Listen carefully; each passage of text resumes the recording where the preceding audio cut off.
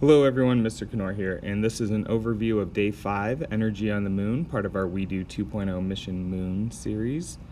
So today is all about where we're going to get energy to power our moon base.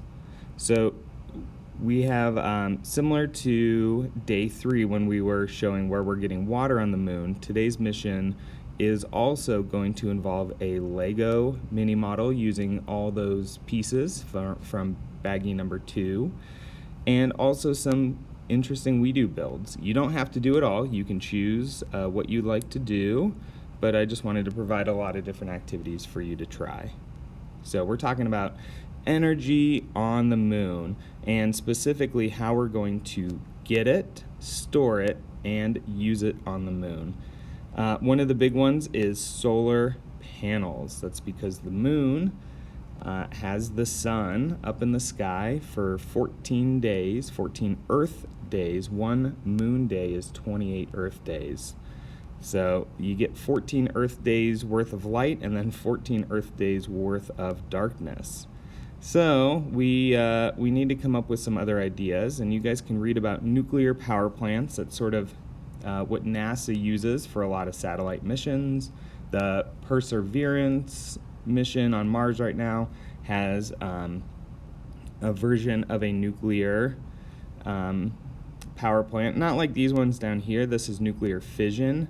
They use something called radioisotope power system, where you basically have a radioactive element that releases particles and that release of particles generates heat.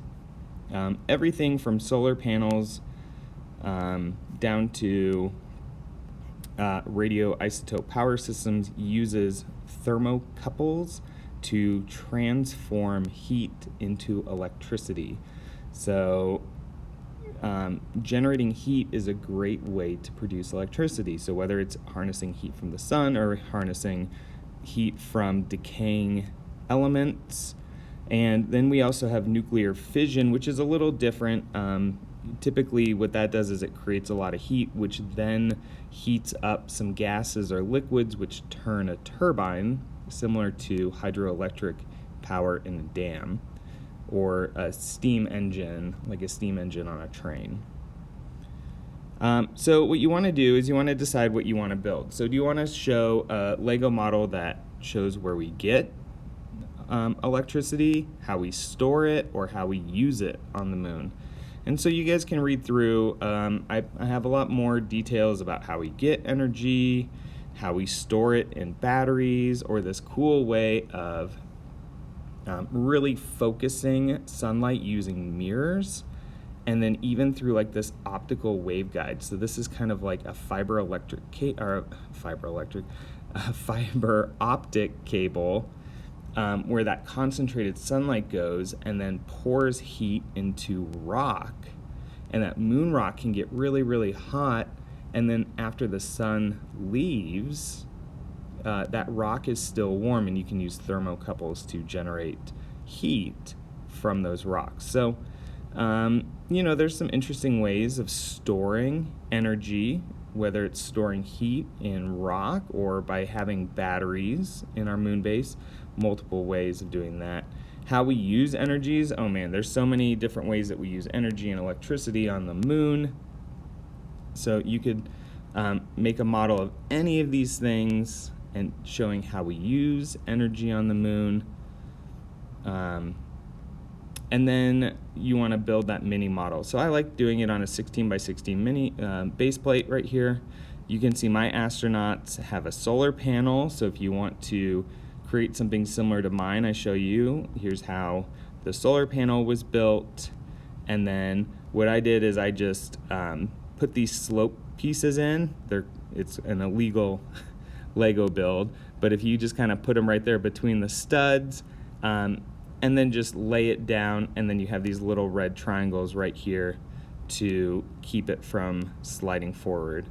And so I just built this to show some solar panels, and that's today's Lego build. And then for our WeDo, you could build several different things, and I have building tutorials for those. So the first one would be a satellite. Now you've already built the moving satellite, but what I did is I converted it into a robotic solar panel that tracks the sun across the sky. So you guys can read more about solar panels and tracking and why that's important, and then you could try to build mine. So I've got my building tutorial and then the program right here to copy.